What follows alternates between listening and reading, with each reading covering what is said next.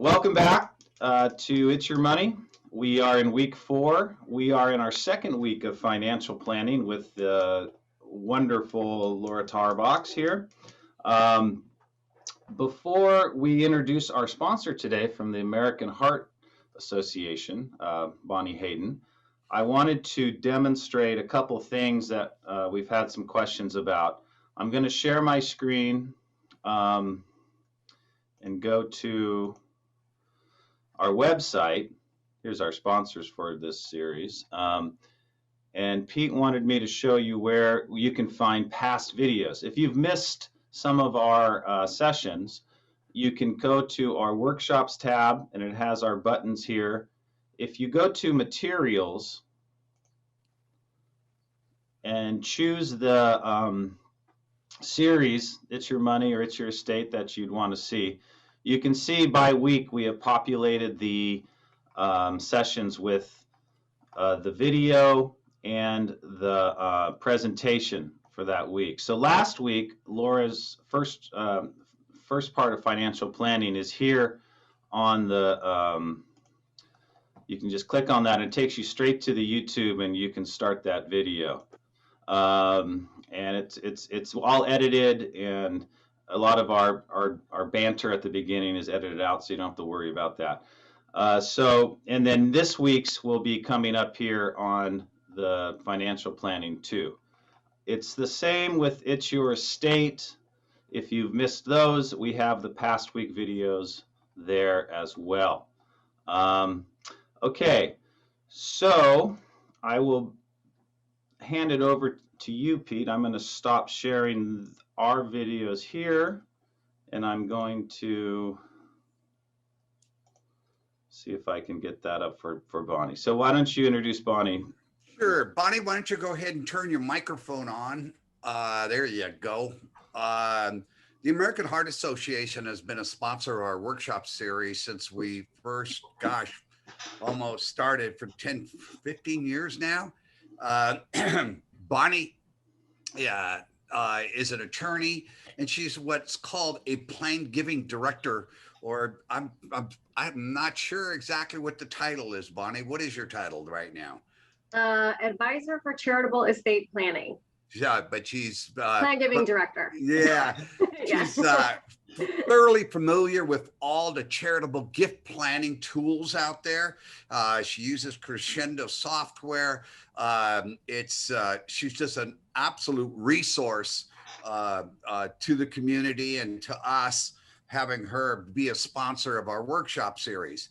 But today, I want you to talk a little bit about what is the mission of the American Heart Association. Yeah, our mission is to be a relentless force for a world of longer, healthier lives.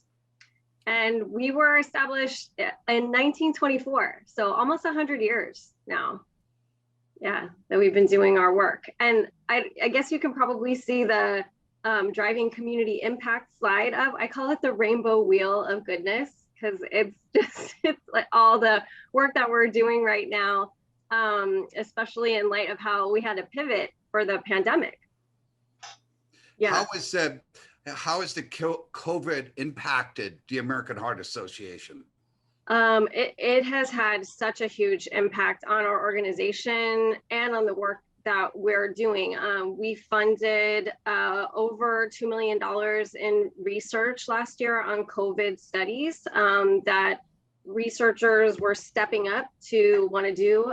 So we funded about 15 studies last year to figure out COVID's effect on the heart and on clotting, and just doing everything that we could, being the cutting edge research organization that we are, to try and help with dealing with this pandemic. So we've been doing that, and in connection with that, we started a campaign also called Don't Die of Doubt, which you can kind of see on our wheel, because a lot of people who were feeling poorly last year, maybe having heart attacks or strokes, things like that, they weren't going to the hospital because they were afraid to go and get treatment. And so we were saying, please go. If you don't feel well, please go so that you can get treated.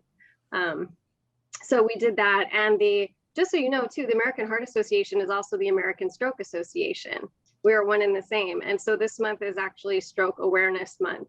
So, so we're doing that. But as you can kind of see by this handout, we educate women and their families on heart disease in women. It's the #1 killer of women. It's the #1 killer of people in the world, actually, more so than breast cancer or all the cancers combined. And another thing that we're really emphasizing these days is monitoring blood pressure.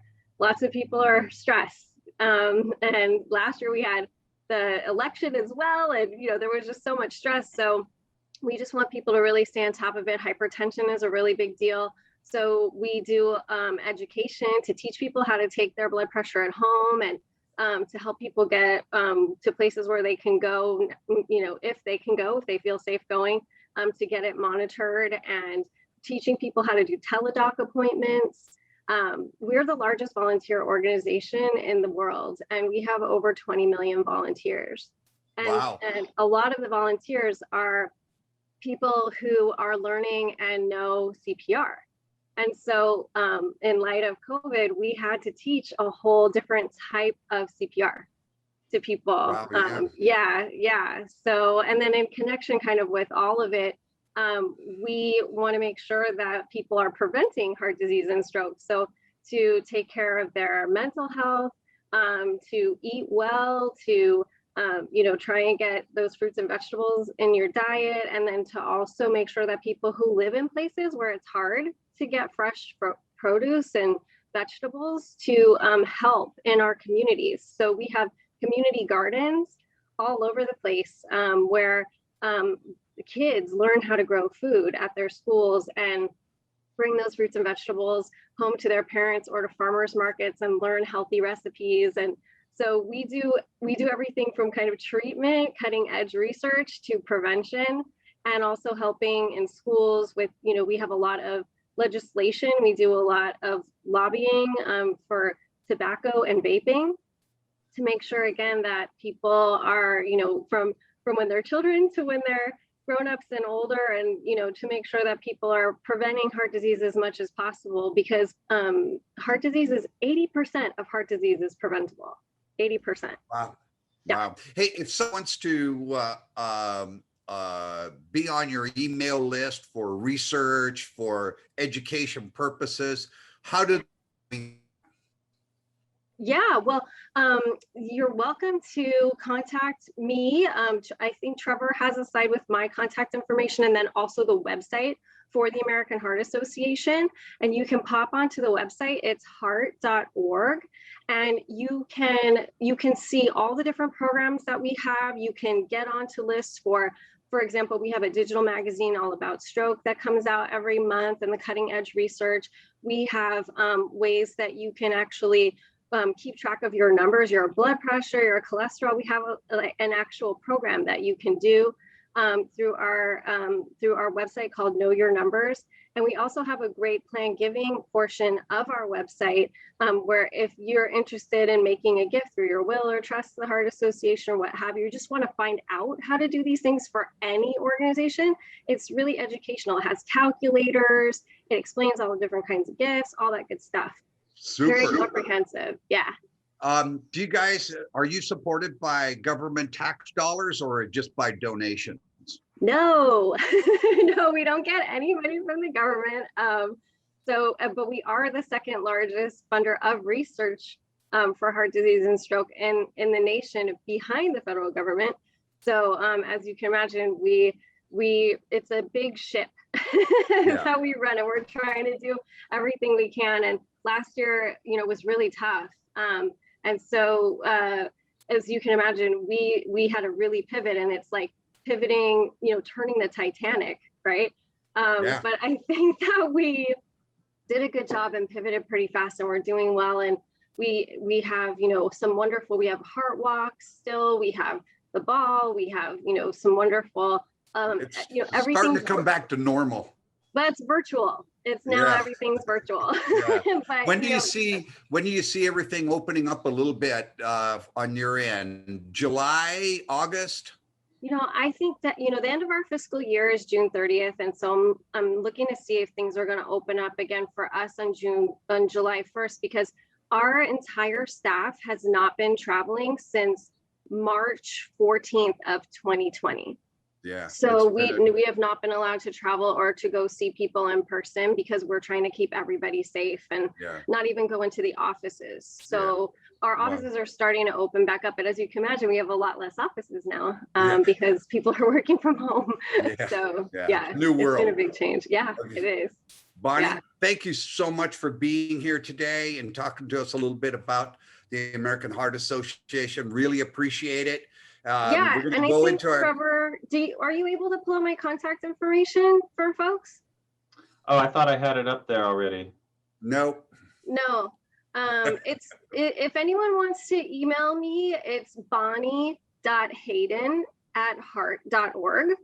And I think on that sheet that Trevor has, it has my contact information and the website for the Heart Association. I love the cat. There you go.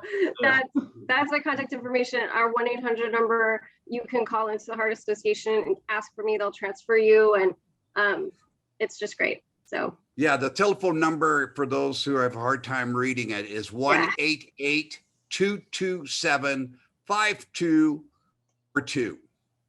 There you go. Thank you, Trevor. Great.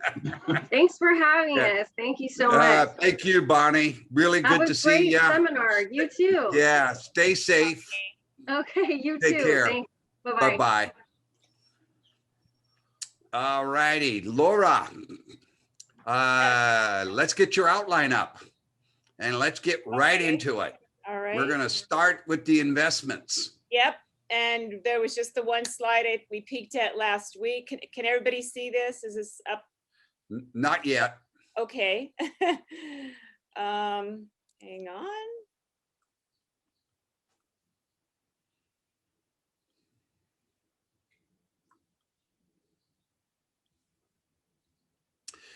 Ooh, just say no. I like it. Say no.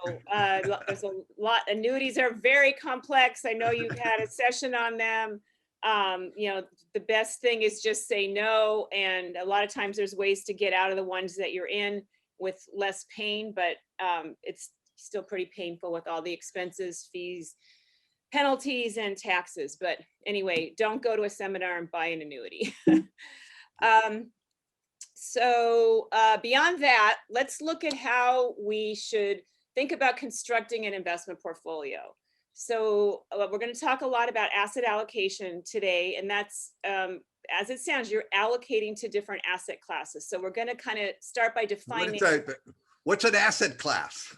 So an asset class is a particular category of investment. So cash and equivalents is an asset class, stocks are an asset class, bonds are an asset class. So we're going to kind of define the primary asset classes and then talk about how you should be looking at putting all those together in a way that fits your needs and your risk profile in order to design a portfolio that is a good fit for you. So the lowest risk asset class is cash and cash equivalents. So of course, risk correlates with return. So lowest risk, lowest return. As you know, cash has virtually no return right now. And anything cash-like, CDs, treasury securities are considered like cash and cash equivalents, where there's no market risk if you hold the instruments and just roll them over as they mature. Sometimes this category is referred to as stable value. A lot of retirement plans have that as a category. This category should probably be part of your portfolio, but it shouldn't be most of your portfolio because cash, again, very low yields right now and risk of not keeping up with inflation if you invest in cash. So the next step up from cash in risk is bonds, and bonds are interest-bearing vehicles. So they're basically either governments or companies.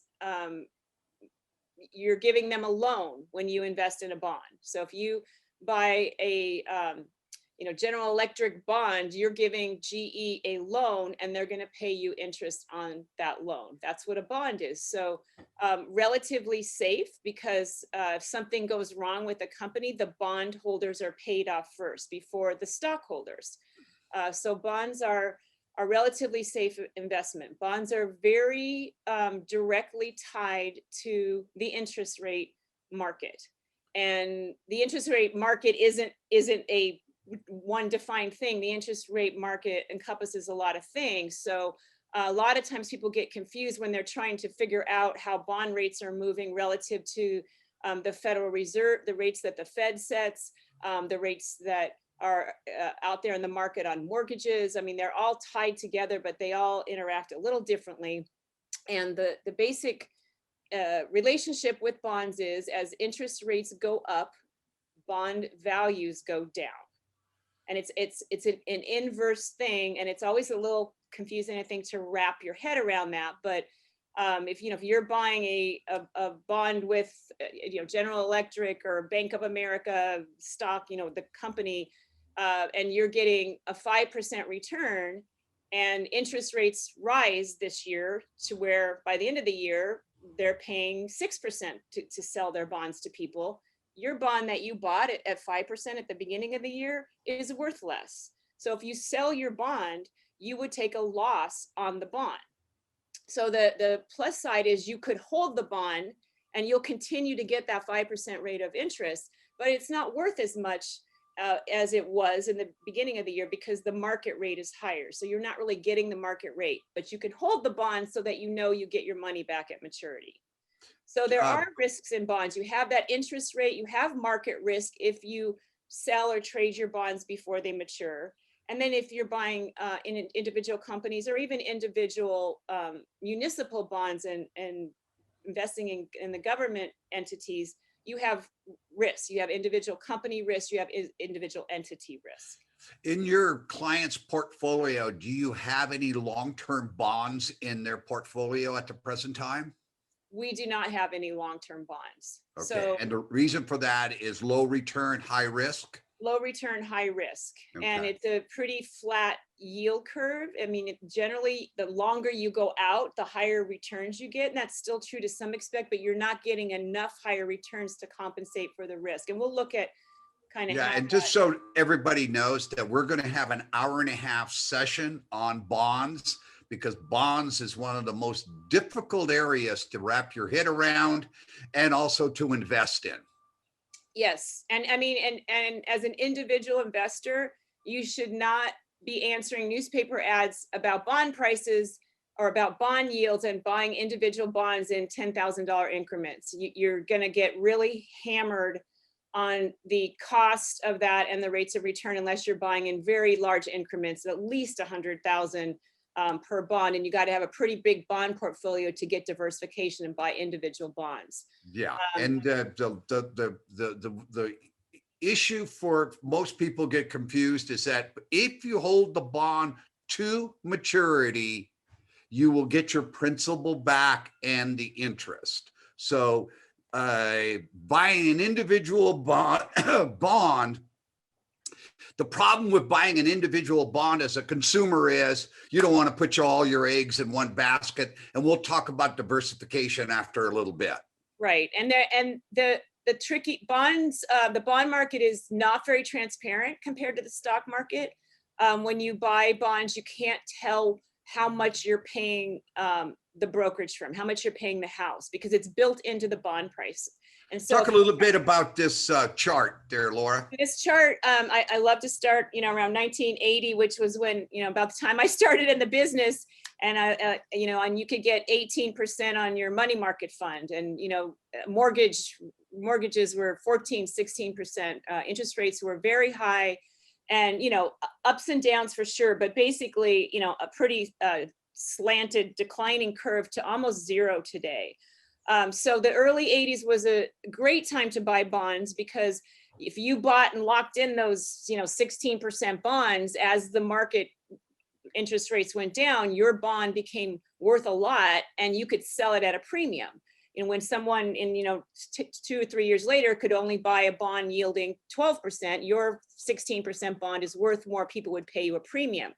So, that we often talk about one of the most famous bond investors ever is Bill Gross, who's a local here, Laguna, Newport Beach, and the Bond King, where he did such a great job building PIMCO, but he certainly had the market on his side with the greatest bull market in bonds that, I can't imagine that it probably will happen again at some point, but right now we're on the bottom of that curve, and you're not going to make a lot of money in bonds when interest rates are almost zero. Why would somebody have a bond portfolio of, I want you to take a look from the top down view. So why would somebody want bonds in their portfolio today? So we say bonds are like the ballast. Bonds are the stability in your portfolio. And once we talk about the asset classes, we'll talk about kind of why that is and how we used fixed income and bonds in the portfolio. If you have a diversified bond portfolio, different types of bond funds, you can get a decent yield over time, but it's not going to be anything like the returns you'll get in the stock market. But you have to have that in your portfolio so that you can have a balanced portfolio and ride out the rough cycles in the stock market. Let's go to the next slide. So if interest rates move just a little bit, like this kind of goes to Pete's comment about the long-term bonds. If interest rates go up 1% from where they are now, and if you're investing in the 30-year, bonds, which are hardly even out there anymore, you could lose 19% from a 1% rate move in interest rates. If you sell, again, if you have an individual bond, you hold it to maturity, you're going to get your money back. But that shows you the risk. If you're buying individual bonds and people see their bonds go down and kind of freak out, or see your bond fund go down if you're investing in a long maturity, high yield type of fund. So the different types of bonds that are more risky also are also there, that just 1% move in interest rate, huge moves in the bond market. So bonds, if you don't do it right, bonds can be not that safe. So moving up, so with bonds, you're loaning your money to the company and they're paying you an interest rate. With stocks, you're actually buying ownership in the company. So you're an owner rather than a loaner, and you're always going to make more money as an owner long-term than as a loaner.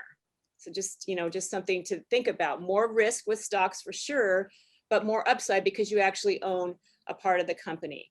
You have the inflation risk, you have risk of principal loss, you have risk of the stock market, and then you have individual company performance risk. So, putting together a portfolio, figuring out how to invest in stocks, we look at the best ways to mitigate all of those risks. So we'll get into stocks in a second. Okay. Right.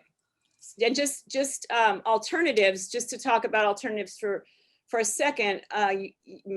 Most of you probably heard this term. It's very popular among investment firms, wealth management firms.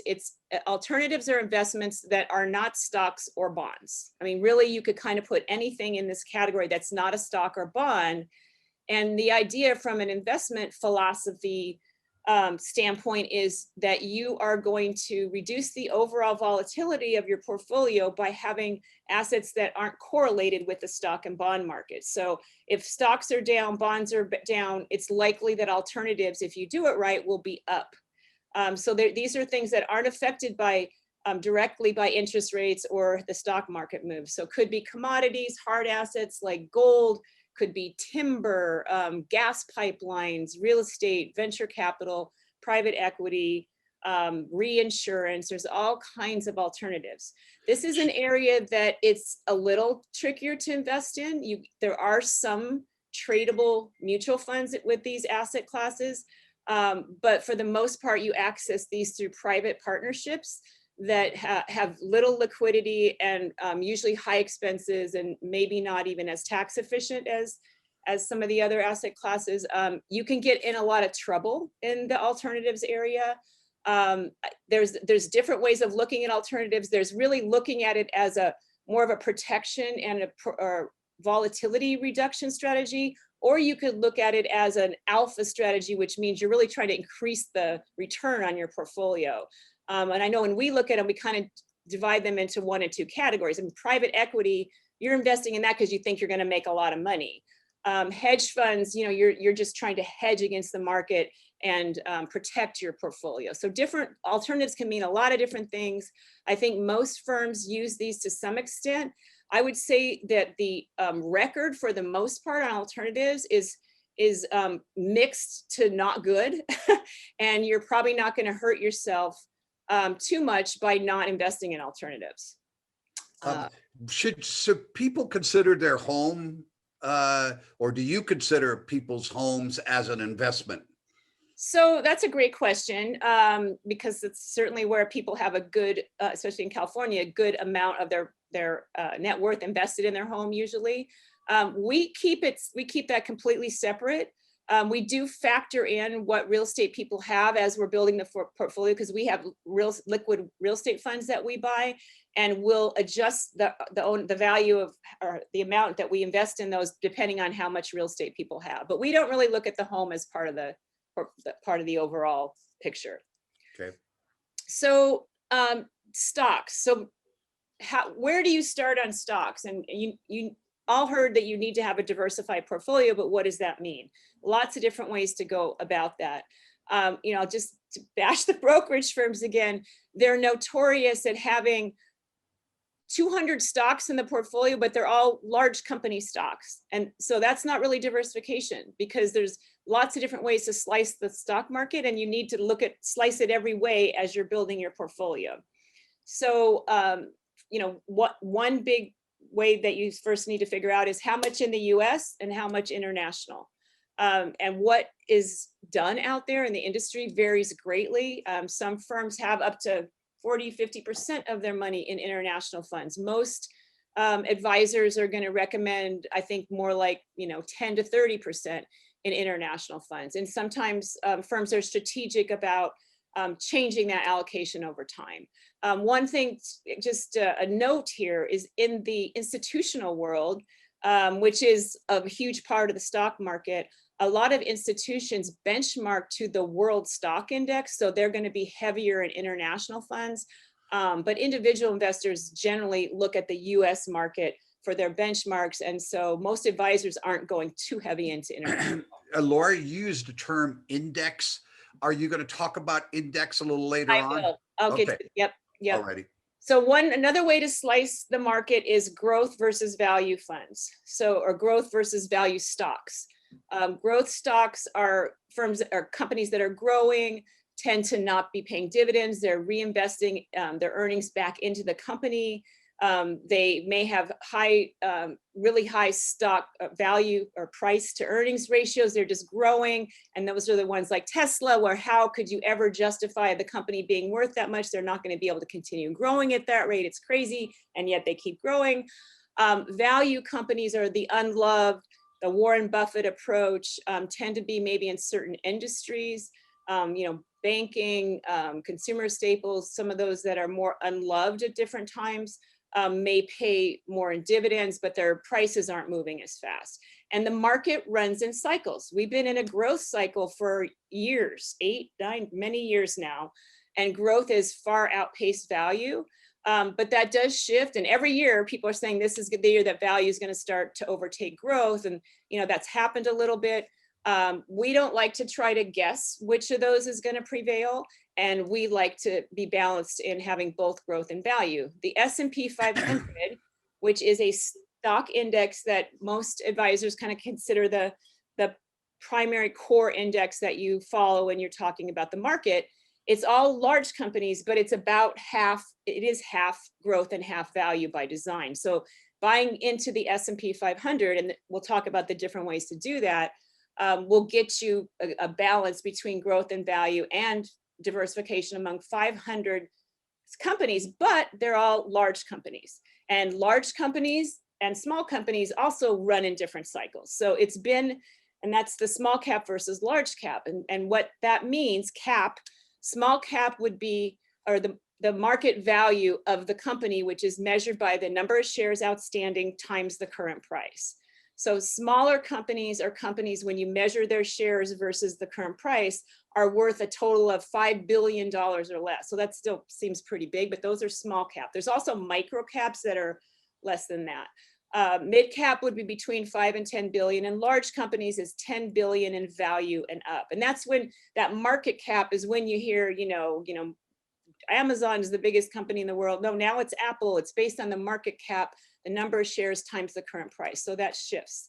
By the way, Laura, these terms are these important for people to know? These are important to know because you need to know what's in your portfolio. Yeah. So every mutual fund, there's over 18,000 mutual funds out there, has a description as to what they invest in, and they use these terms. Is that correct? Right. So it could be a small cap growth fund or a mid cap value fund. And you can build your portfolio with different categories of those. So somebody who has a portfolio right now should take a look at their portfolio and put a description behind each investment that they have so they know where they are. Right. And each stock will fall into one of these categories, and each fund will fall into one of these categories. But you say it's been a large cap market driven a lot by the tech stocks, but a lot of different companies the last few years where it's the large cap have outperformed the small and mid cap. But this year it's the other way around. Small cap came back late last year to where year to date, the S&P is up somewhere 12, 13%, I think, the large companies are up 12 to 13%, small caps up 18% or more this year. So it shifts. And that's again where, companies who are investment managers may be strategic in how they put together small, mid, and large. We think it's important to have representation in all those categories. Small cap does better over time. Mid cap has been a good performer. I'm sorry, different. We'll look into some of the performance long-term of these companies, these categories. But yeah, but most individuals always ask about performance. They never ask about how well diversified am I? And diversification, I think, is probably much more important than performance. Definitely, yeah. And it's if you have a well-diversified portfolio in the right way, you don't need to worry about the short term, what's going on in the market. I mean, when you need to worry is when you have, all your eggs in 3 stocks, and you need to really worry about what's happening with those companies. And, if you're investing in the S&P 500, those 500 companies, you're getting a big piece of Apple, Tesla, all those kind of companies. You're getting a big exposure to those, but you also have a lot of other companies in there for diversification. Let's go to the next slide. Talked about indexing. And so active versus passive investing. So indexing is also, passive investing is one way to explain indexing, is that you are, instead of trying to pick what you think are the best 20 or 50 stocks in the market, you're going to just buy the market. You're going to buy the S&P 500 and let, the S&P define which 500 companies you're going to own in the large company sector. And that's called being a passive investor or indexing. You can buy the S&P 500 through a mutual fund or an exchange traded fund, and you're owning the whole piece of the whole index instead of picking funds. Active managers pick funds and think that they can beat the overall market. And there's just been a ton of research over many years that show very few people do that consistently. Some people do, but usually the people who beat the market one year don't beat the market the next year. There's some famous names who've had some good runs, but 80 to 90% of the time, you're going to beat the stock pickers by investing in an index fund with passive investing. And this is just so I'm assuming that you're a passive. Yeah, yes, this quote would indicate. And I say, I've been doing this a long time. And in the early days, I traded stock options. Then we picked stocks, and I had couple great people here who, we thought were really good stock pickers and analysts. And it worked sometimes, it didn't work sometimes. Then we went into actively managed mutual funds. We've done a lot of different ways. And early 2000, 2001, we started our move to be pretty much fully passive and indexing and actually using the exchange traded funds. So the other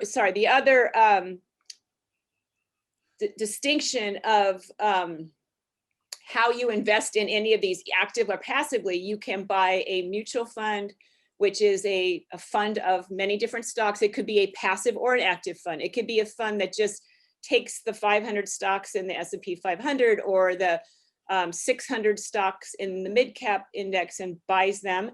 Or it could be a fund where the manager is actively picking which stocks in that category they think are going to do better. Let's go to the next slide, Laura. And you can do that through a mutual fund or an exchange traded fund. So this shows why you shouldn't be all in bonds and cash, is you're going to make more money in the stock market over time.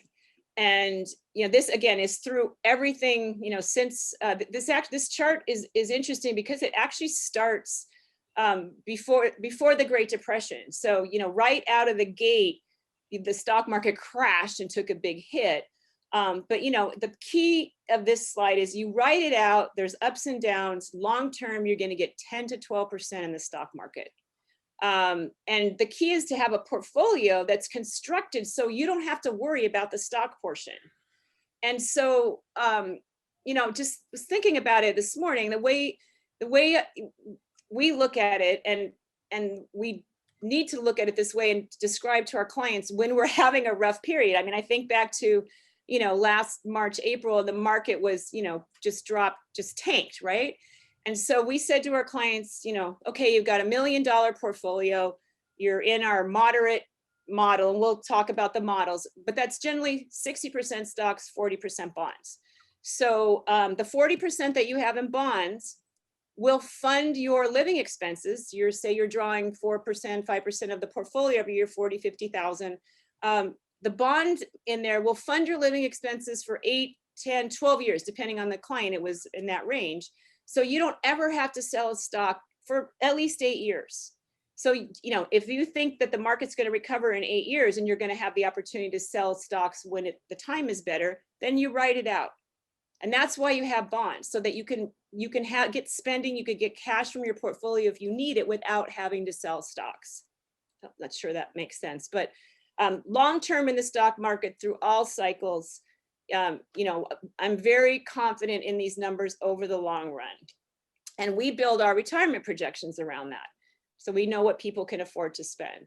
So again, the longer time period, this shows that in any 1 year period, you've got, in small stocks, you could lose 60% or you could make, 140%. Lots of long-term risk there, but, over a 20-year period, there was never a losing period. Treasury bills, in 1 year, you could lose money in treasury bills. Anything beyond that, you're not ever going to lose money in treasury bills. So the longer you hold, the more your risk decreases. The periodic table of investment returns, there's very many versions of this, and these are the categories that we use in our portfolios. So we have bonds, mid-sized companies, emerging markets, which is international, less developed markets than the primary international markets, small company, large company. And the top row is the top performing asset class. These are all asset classes for that year. And the point being of this chart is it's pretty random, and you can't predict what's going to happen year to year. So lots of analysis has been done on all of this, and some people will ask, well, what if you picked the loser, the worst performing one each year, invested in that? Is that going to be a better strategy? And I think it's a slightly, I don't know, it depends. It may have changed whether it's a slightly better strategy than picking the winner and going with it. I had a financial advisor who was a number cruncher do exactly what you're just talking about, and it came out a little bit better than than investing in the winner every year. Right. So, but it wasn't anywhere close to picking a diversified portfolio. Yep. And picking a diversified portfolio, you're never going to be at the top, but you're never going to be at the bottom. Yeah. And the idea is, over time, you're going to get that return if you stick with it. The only way you lose money in stocks is if you sell at the wrong time. So this is just a great, I love this chart. Me too.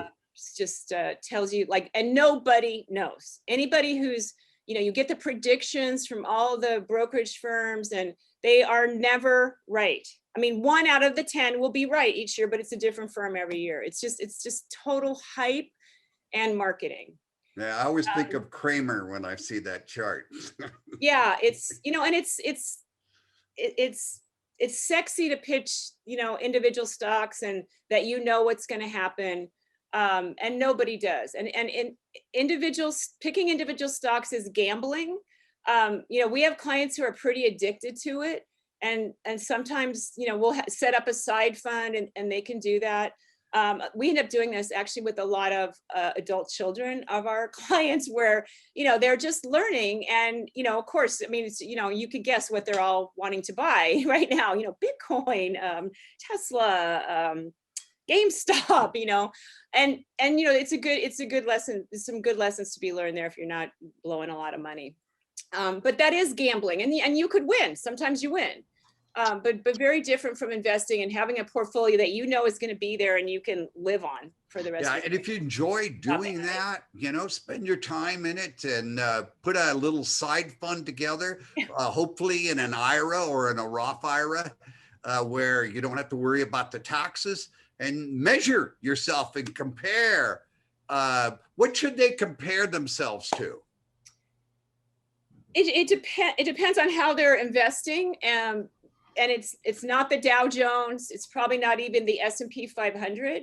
So the index funds, right. Finding an index funds that would be an appropriate comparison. Right, and we use the Vanguard all-in-one index funds for that type of thing. There's a Vanguard moderate growth life strategy fund, and there's a Vanguard growth, and that has a little mix of everything in it, and which is also a great way to invest if keep it kind of simple.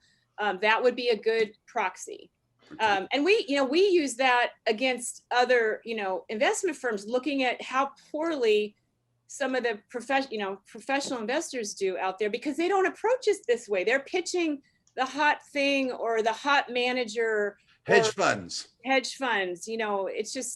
doesn't need to be that complex. And but you got to, if you're a very wealthy individual, $100 million plus, he or she doesn't want to hear that you're investing like the person who only has 5 million.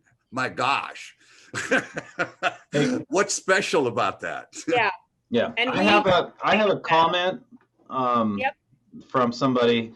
So I think it's referring back to that scatter chart you had. She asked, were bonds paying 7.5% in 2020? That seems high. So that's a great question. Were bonds paying 7.5%? No, but they returned 7.5% in 2020 Okay, because so that's not the bond. That's not the interest rate. No, that's not the interest on the bond. That's what the bond appreciating. Right. Okay. Right. So that's a combination. That's a great question. It's a total return number. And so maybe that was a 2.5% yield and then a 5% increase in the principal in the bond value because interest rates went down. So bond price. Exactly. Who thought the stock market would do what it did, for sure, but who thought bonds were going to continue to fall, that interest rates were going to continue to fall last year, but they did. So it was a crazy year, and that obviously insane returns in the stock market, but great returns in the bond market too. And the alternatives did. Everything did well last year when, of course, it was the worst feeling year ever, right? Yeah, never go with your feelings. Never go with your feelings. And that is, I'll say that's a big part of what we do and a good financial advisor does is, you have a strategy, you have a plan, and you got to take the emotions out of it and, talk through it. And, it helps, it helps me that because the first 2 times I went through this when I was young and I didn't know how it was going to turn, and you never know how it's going to turn out or what it's going to be. But I have confidence. I know what to look at. And we saw that the Fed was making good decisions to get us out of this.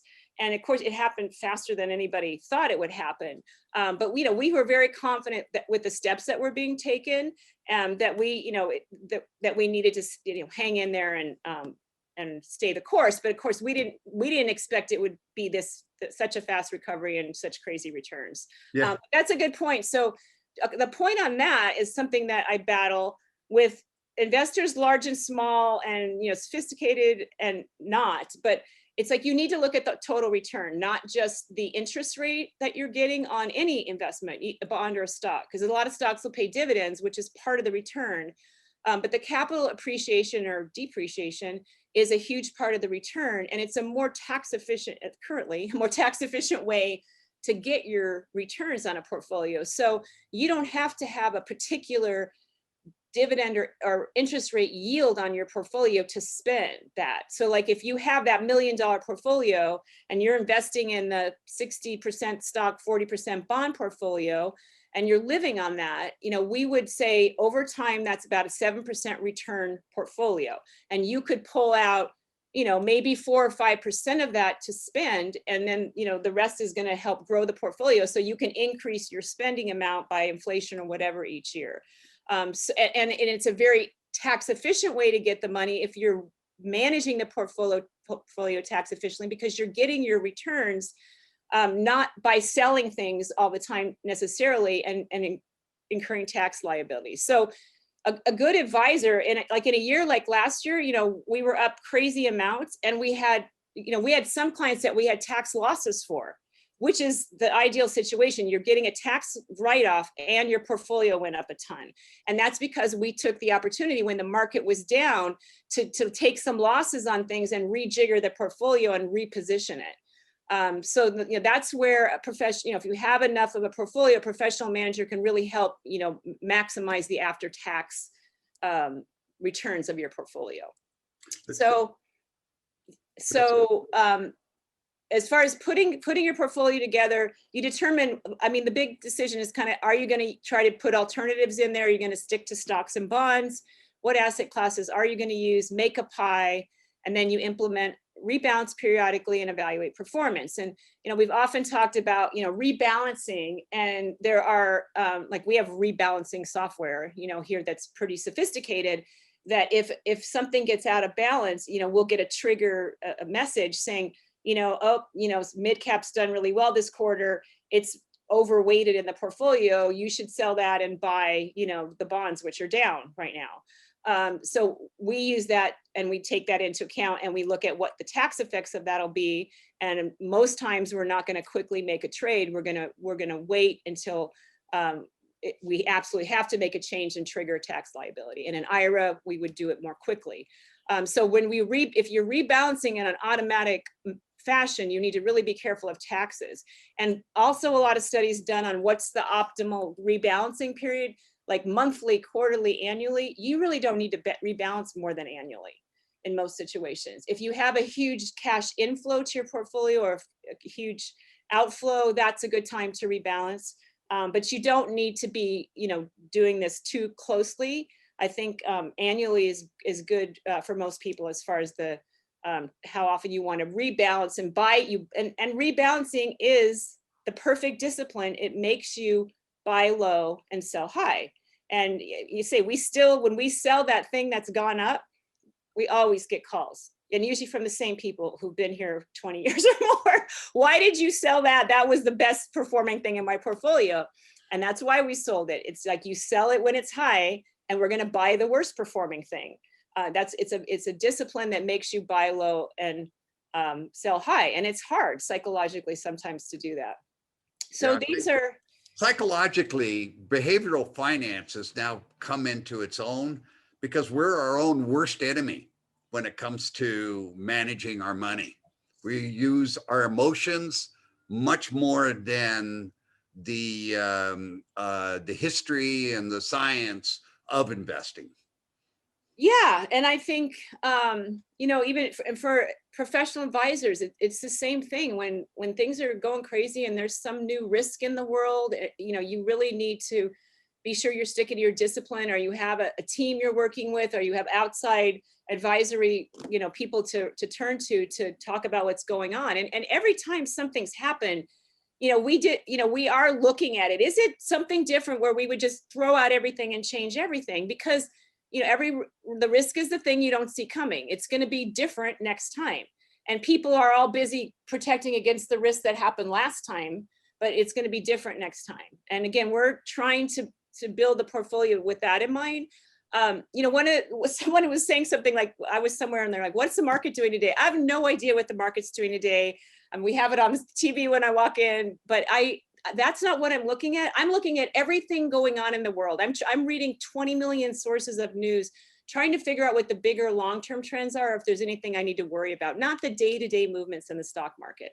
Yet, though, we're being trained by all the media, because every day the Dow Jones number comes up. The stock market is up 100 points, or stock market is down 100. Every single day, that's news. And so not to pay attention to that, I think is hard for the average person. And if they hear things that are going in the world, plus the market's going down, people panic.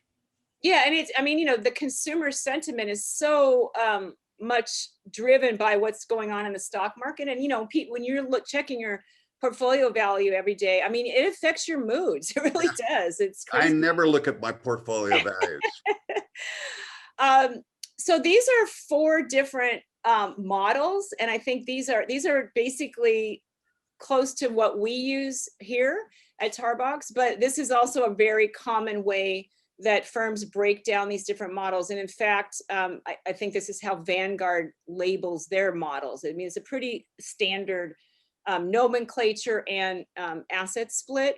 So stable growth, or stable value, stable growth, we would call it stable growth because there's still 20% in stocks there. So there's some growth, but 80% in bonds. And I always say this is for either people who have more money than they are ever going to need and they just don't want to have risk, or they're super, super conservative. Somebody who grew up during the Depression. Yep. They say the stock market is gambling and it's like going to Vegas, and I don't want my money I don't want to gamble with my money. Yeah, and I saw what happened last year. The market went down 38%, whatever. Yeah, so, and we actually had a client who was conservative growth, who switched to moderate growth last year, or I'm sorry, switched to stable. And, we had a discussion, are you going to stay there? How are you feeling? And we reran their, what we call sustainable spending or retirement projection. They're retired, to say, that means your long-term return projection is going to go down. So that's going to affect how much we're comfortable with you spending from the portfolio. So it ended up that they had to cut their spending by about $500 a month. And they were willing to accept that to have a more stable portfolio that they didn't have to worry about. But very few people are in that model. Most of our people are in moderate growth. That's what we call the 60-40. When you say 60-40 or 40-60, whatever, the stocks is the first part and the bonds is the second. So 60-40 is a 60% stock, 40% bond portfolio. Laura, would you consider preferred stocks to be in the bond area more than the equity area? Yes. Yeah, preferred stocks we would put that in fixed income and bonds. Okay. Yeah, I would too. And moderate growth is kind of like the endowment model. That's 60-40, and that's a good all-weather portfolio. I think it's got enough in bonds that, we look at it and we look at the client and we say, is this client going to be able to ride out a bad stock market in this portfolio? And, most people are. Some are a little more conservative, or, probably, second most people are in the conservative growth, which is the flip. It's 60% bonds and 40% stocks. If you're very you're very comfortable with risk, or if you're still adding to your portfolio, growth could be a good model. And that's, about 80% stocks and 20% bonds. And again, I don't condone market timing, but it's a challenging time to be in bonds right now. So, people have to expect that the bond side is not going to return a lot. And it's not, we're always having conversations about people shifting This isn't something you shift year to year, though. This should be something you maybe once or twice in your lifetime would shift models. We have people who go from growth to moderate growth when they retire, or moderate to conservative when they retire and they stop adding to their portfolio. So far, we talked about the importance of diversification.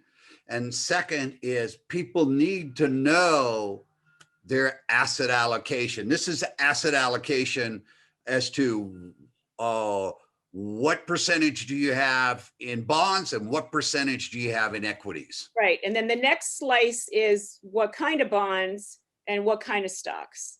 And this is our version, a version of a 60-40 portfolio, moderate growth. I say lots of people in the industry would now call this a moderate growth, where we put the largest amount in the large cap stocks because that's the biggest percentage of the overall market value.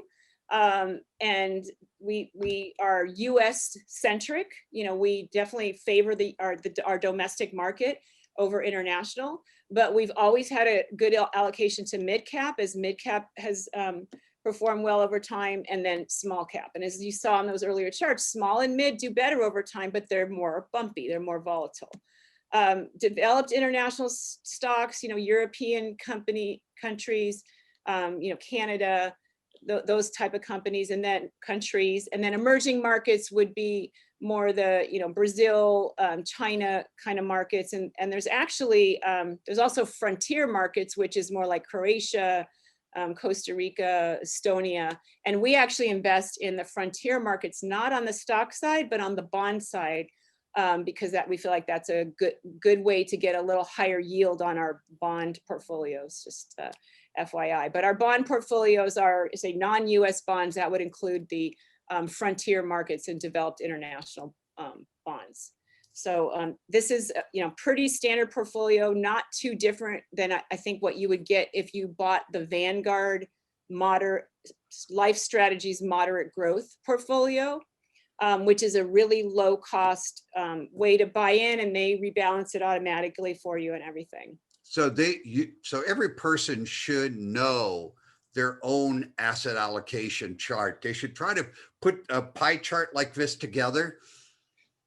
And what source can they use to help them put something like this together for themselves? So Morningstar is, kind of the premier tool that individual investors use and professionals use to look at the portfolio, because you could input your information on your particular funds, and even if the fund says it's a small cap growth fund, it might not be a real small cap growth fund. They may have a lot of mid cap and some value in there, and it'll take all that and figure it out for you in your portfolio, and you can see where you really are with your funds. Yeah, the name of the fund is very misleading many a time. So don't go by what type of fund it is by the name. And funds open and close on a regular basis. And don't believe all the performance of that mutual fund. Because there's a lot of manipulation. Yeah, funds close to bury a track record. And that's one of the things we would look at on individual managers, like, okay, if they're with a new fund, what was their track record at the old fund? But we're not looking for managers that are stock picking. So that actually makes that a little easier, the way that we do things. So for most individuals, they should be looking at index funds. And the reason for that, just go through that again. Guys, just a real quick, you got, just letting you know, you got 30 more minutes. Okay, we've got plenty of time. So go through why should somebody look at index funds again? Right, so we talked about, you buy individual stocks, highly risky, very tough to put together a well-diversified portfolio of individual stocks and track them and beat the market. So then your next choice would be a mutual fund and or an exchange traded fund. So I want to talk about the vehicle, and then I'm going to talk about index or not index. Okay. So the mutual fund vehicle is where you are paying a manager to pick the stocks for you. So you're buying a large company growth fund and they think they can beat the S&P 500 and do better than you just buying that, they're going to trade stocks within the portfolio, and you have a fund. You also have the option of buying a mutual fund that just buys the S&P 500. The one that is picking stocks is going to cost more. There's going to be a management fee on that mutual fund that costs more. And the other problem with mutual funds that trade stocks within the fund is that they have capital gains distributions usually every year that you have no control over. It usually happens in the fall, not always, and they often come as a surprise where you don't know, and all of a sudden, whoa, there's a huge distribution. They've had distributions up to 35, 40%, where you think, oh, great, I'm getting a 35% distribution, but you're not really getting any more money because they reduce the share price by that amount the next day. So all you get is a tax hit, and you have the same amount of value in your fund. So actively managed mutual funds, you have to be really careful. Those are better in your IRA if you're going to do that, because you don't have to worry about those distributions. If you have an index fund and they're buying the S&P 500 index, they're not trading in that portfolio, and there aren't usually any taxable distributions. There's only a dividend payment maybe, which you have to pay taxes on, but no capital gains distributions. So the other way to buy into either an index or an actively managed portfolio is through an exchange traded fund, which is very similar to a mutual fund, but it trades intraday. It's a little bit different vehicle. They used to be all index passive. Now there's active ETFs. So there's a lot of different ways. We actually use both depending on the amount that we're buying into, where we're buying it. So there's no ticket costs. You know, the different ways can work to do that. And the indexing, again, you can buy the S&P 500, you could buy the small cap index, you could buy the international index, you could buy the emerging market index. You can do it all by buying the market and not trying to pick stocks. So if an individual wanted to do their own investing, would you recommend they go to Vanguard, and that way they don't have to worry about commissions? And they're the index kind of king or queen of the index world. Yep. Talk a little bit about that for somebody who wants to do it themselves. Right. So, you know, the kind of the independent do-it-yourself brokerage firms like Schwab and TD Ameritrade, they've kind of turned into, they're starting to turn into more like the bad brokerage firms. We use them on the institutional side for trading, but you have to kind of be careful about, they're better than the UBSs or the Merrill Lynch's, but they're also selling their funds and their programs, and they're going to charge you on that. Vanguard is a mutual fund and an exchange traded fund provider, and they're actually owned by shareholders, kind of a weird structure. But their fees they're obviously trying to sell you their funds too, but the fees within the funds are much less. There's not commissions on trading for the most part. And it's just, you know, it's one of the best choices. Unfortunately, everybody's kind of realized that. And I think there's like hours long wait time to talk to somebody on the phone. I had to wait 3 hours. Yeah. 3 weeks ago. Their products are good, and their philosophy is good as far as, you know, how they're looking, you know, they look out more for the investor than I would say most companies, for sure. Yeah. I just hope they stay that way. Yeah. Well, they're getting so big. Yeah. I did want to mention about investment location, which is what I think most advisors are referring to when they talk about that is like, do you put this particular fund or holding in your IRA or your taxable account? And so, you know, we would put a bond fund maybe in an IRA account where it's earning higher, you know, yield that's currently taxable, than putting it in a taxable account. When you're likely to have a lot of gain, you might want to put it in the IRA account. But then if you have a loss, you can't deduct it. So you kind of have to play around with what makes sense. But some thought should be given to which things you own in your IRA versus which things you own in the taxable account. But should that make a difference in the way you invest in your asset allocation? Well, in other words, should you have an asset allocation different in your IRA account than you do in your regular account? I mean, ideally, yeah. You might. I mean, we have some alternative investments that have high income, and that are kind of tax inefficient. So we might have those in the IRA. So when you look at just the IRA, it's not very well balanced. All the Right, alternatives but are good. overall, Yeah. So we always look at it overall. overall, Right. okay. And just, munis. So as far as the bond part of the portfolio for client, we have clients who don't really even have any IRA accounts. Everything's in taxable. And when we're buying bonds in those portfolios, we'll usually buy municipal bonds, which are in California. You can buy them state and federally tax-free. Though if you're in a really low tax bracket, you can get a higher net yield by not being in muni. So that's something we also look at. And that's why, we want to see our clients' tax returns every year. So we know what's going on, or if they sold a property last year and they bumped up in tax bracket, or, oh, this year they're really low, munis might not make sense. And, oh, maybe we want to look at a Roth conversion while they're in this really low tax bracket, that kind of thing. Lots of potential opportunities there. Yeah. And I said, annuities are the most tax inefficient investment. There's no long-term capital gains. There's no capital gains treatment. Everything's ordinary income. It's really hard to get your money out. And if you die, you don't get a step up in cost basis like you do with other investments as of today.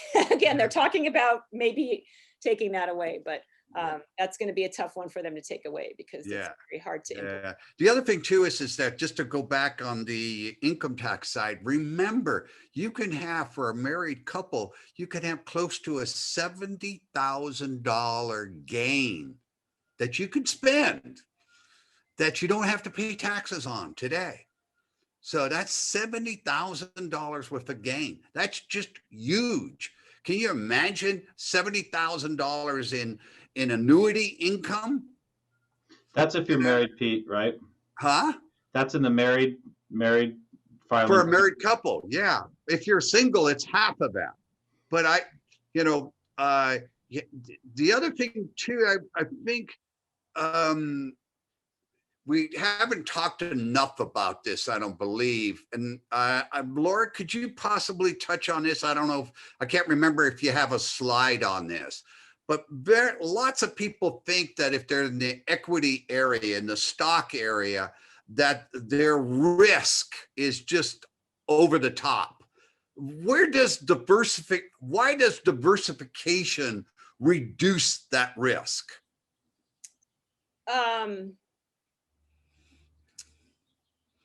Yeah, I'm trying to think of what slide I have I'm not sure to represent that the best. But, things are up and down in different times. And usually stocks and bonds aren't both up so much in the same year. And if stocks are doing well, bonds might, like this year, stocks are doing well, bonds aren't doing well. So, I mean, in the total portfolio, when you have a diversified portfolio, how many companies are you investing in?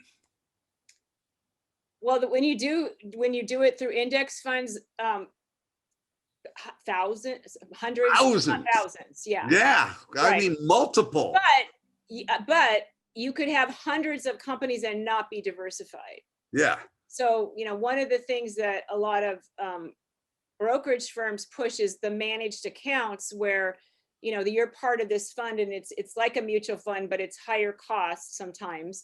And you may have 600 individual holdings in your account and you think you're really diversified, but they're all, as I say, large company growth or whatever. You're not really diversified. And like we said, you have to go figure out, are there small companies in there? Are there international? I mean, you really need all of those different pieces. One of the other presenters described it as that if the equity market in the world is making a bet that capitalism works. And it does, in every part of the world. And that's a whole really interesting conversation too, because we have so much conversation around real estate, in California especially. We have an office in Arizona too, and it's kind of happening in Arizona right now, but not as crazy as it is in California. And through any time period, any market, coastal California, middle of the country, I mean, the stock market's done about twice as well as the real estate market.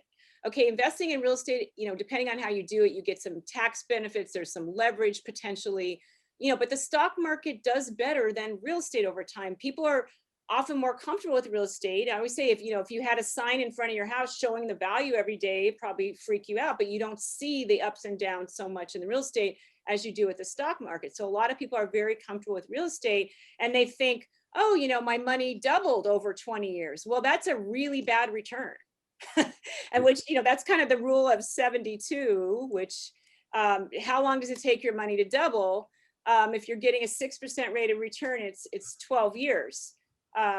So, if it's 20 years, you kind of get the idea, maybe that's a 3% return that you're getting on your money. It's not as good as it seems. It's just kind of an interesting in your money doubling. And again, the stock market over 90 years has been a reliable, source of returns if you diversify, if you keep it low cost, and if you don't muck with it too much. Yeah. Look, Just one quick question. People get confused on what is a mutual fund, what is an index fund, what is an ETF? So maybe just briefly kind of go through that again. Right. So a mutual fund is a fund of individual stocks. That's it. That's it. And it could be an actively managed fund or a passively managed indexed mutual fund. Correct. Depending on whether someone's picking stocks within that portfolio or just buying the index and holding, essentially.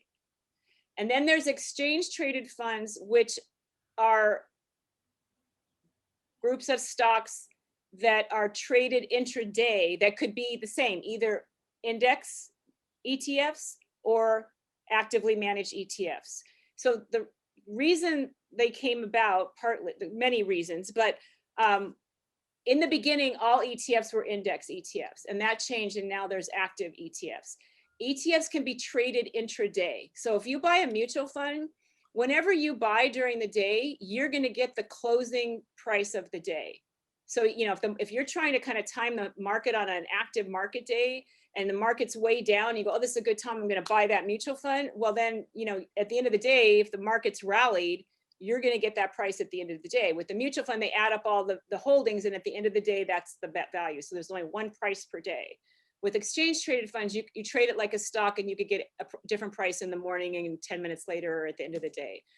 So ETFs have kind of become a vehicle for active traders, which is not a great thing. But the good thing about the index ETFs is that they don't, the original core ones that we use have never had a capital gains distribution. So we get to decide when we want to take a gain by selling the shares. Whereas if a mutual fund makes a capital gains distribution, it just happens to you and you don't have control over it. And by the way, the Vanguard mutual index funds are very similar to the ETFs.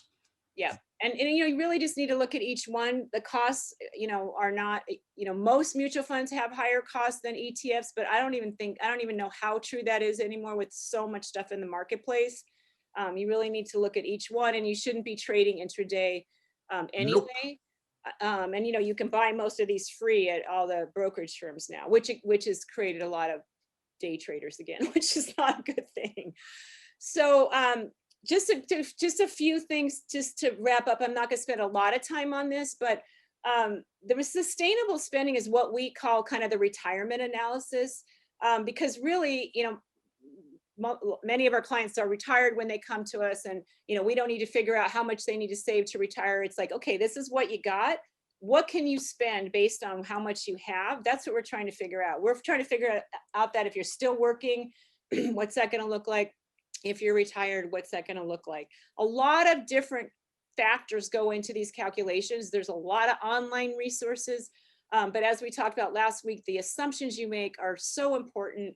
And, it's very nuanced, whether most of your money's in an IRA versus most of your money's taxable. So that 4%, rule of thumb spending rate, it really doesn't apply.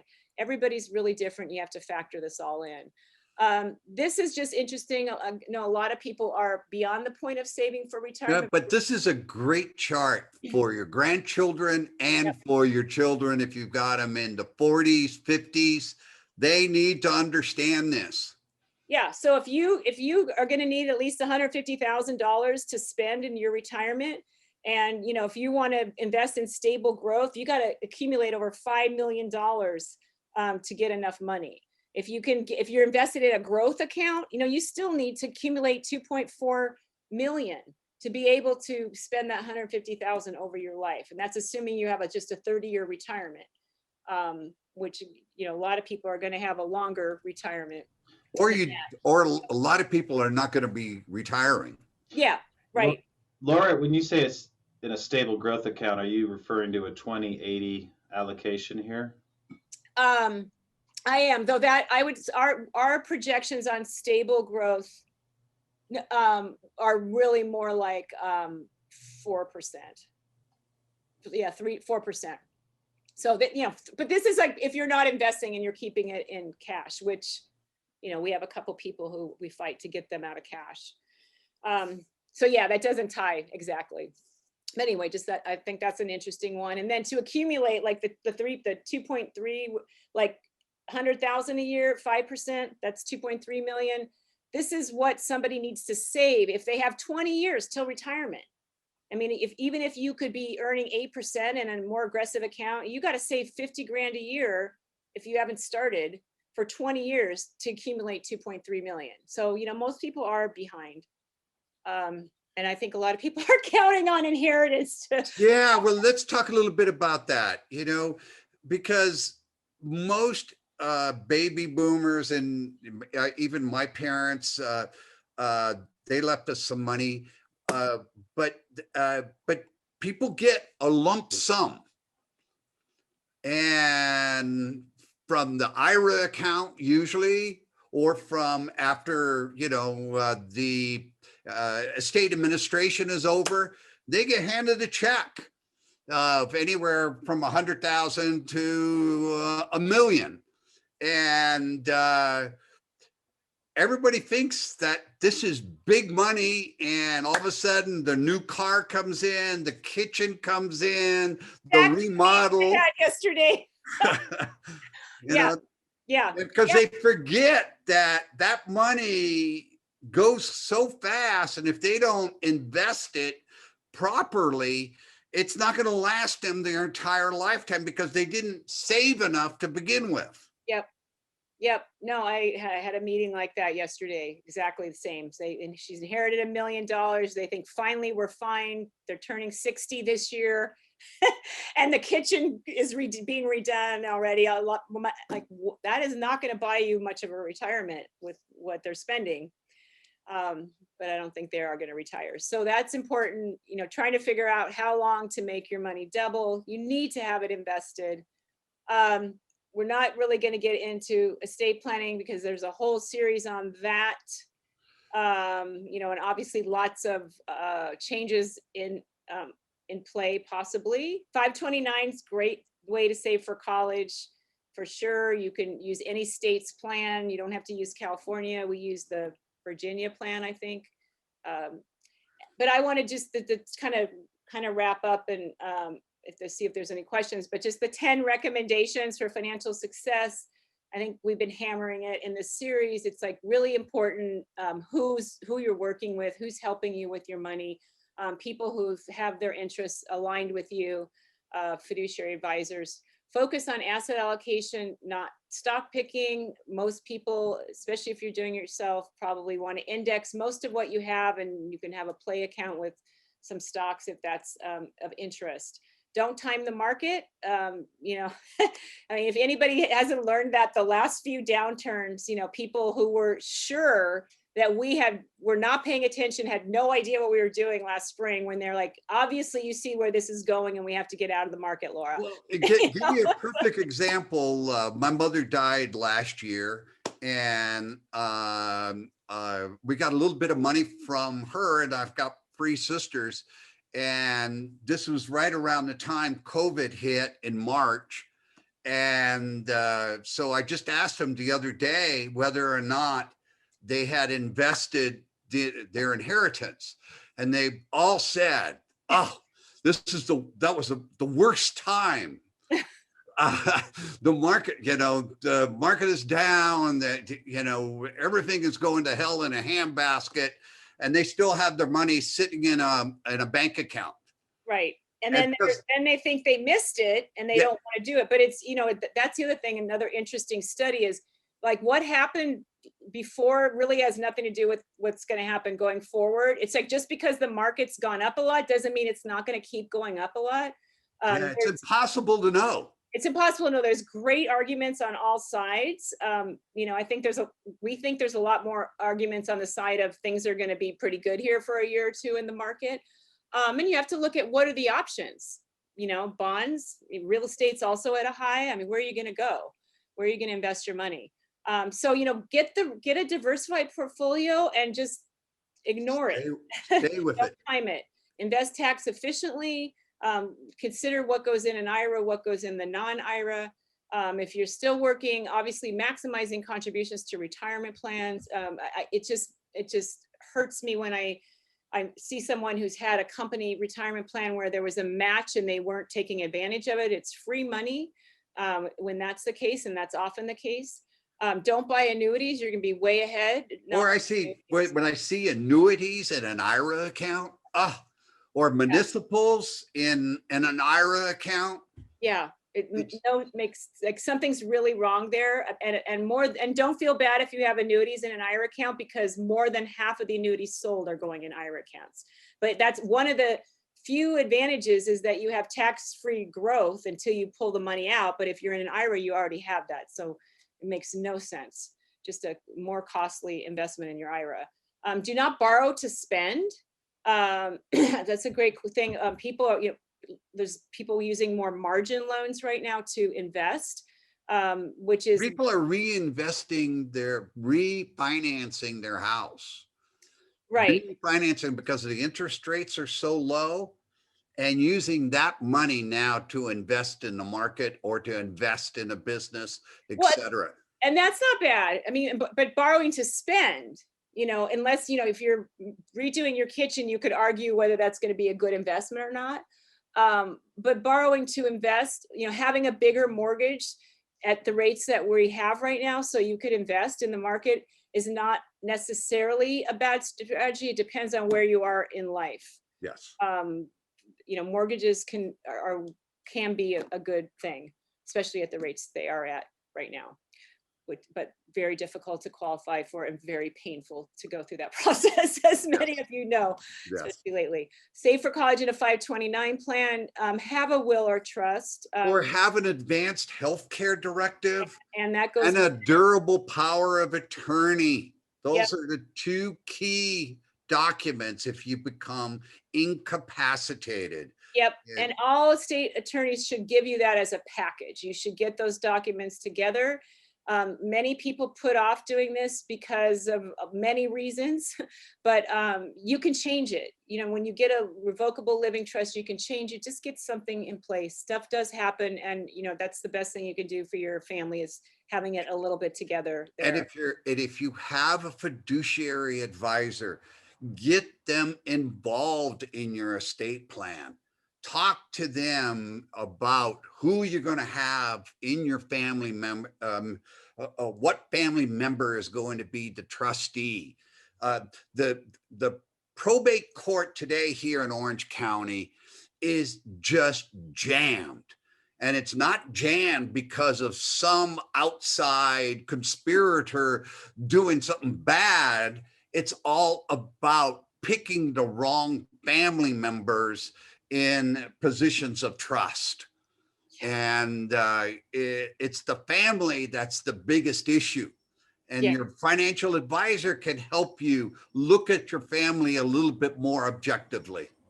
Yeah, I totally agree with that. That's one of the biggest things we see. And that would be a case of worrying about the wrong risks. Those are the risks you should be worrying about, is having the right successor trustee, for example, but the wrong risks, worrying about having too much money in a bank that's over the FDIC insurance, we look at that, but that's not really where your big risks are. You're more at risk if you have that kind of money sitting in a cash account earning, 0.2%. Yeah. And one of the questions were, one of the comments was, is that let's say we have a total portfolio of annuities.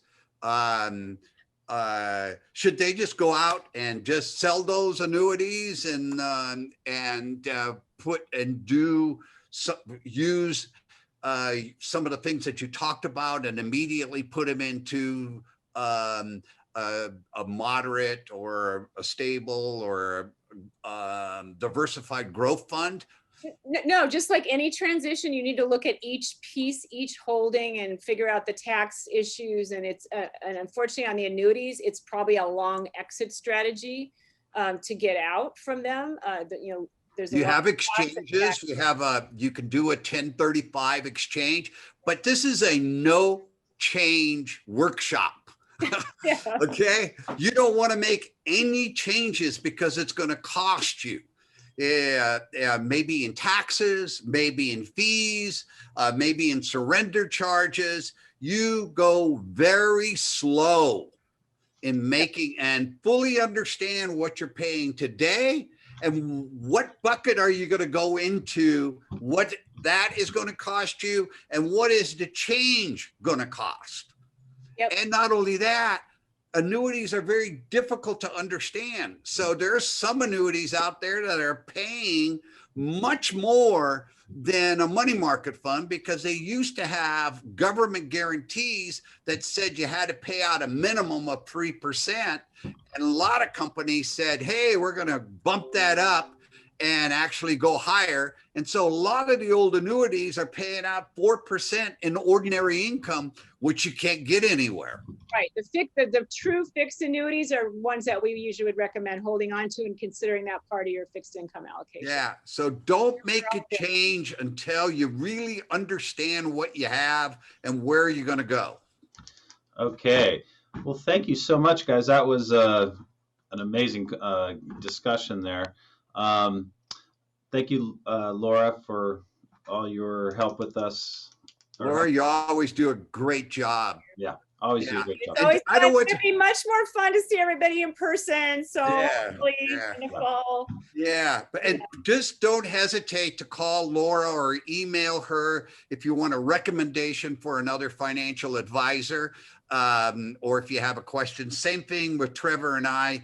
Please do ask us. We'll send you some people that we think might fit your personality as well as your portfolio. All right. So, Pete, next week we're going to be going through medical care planning, which is not something that a lot of financial workshops talk about too much. No, one of the biggest expenditures that we have in our lifetime is in the last 6 months of our life. And it has to do with medical. And we've got long-term care issues. We have dementia. We have strokes, heart disease, which are going to have an impact on us. And we need to kind of plan for those so that we can pay for caregivers and all the associated expenses associated with living a quality life. Great. So we're going to have an aging life care professional next week with us to go through that and talk more about the planning of our long-term care costs. Okay, thank you, everyone. And those, we may see some of you tomorrow at 10 o'clock for the Living Trust session on the It's Your Estate series. All right. But thank you very much. Have a great day. Bye-bye.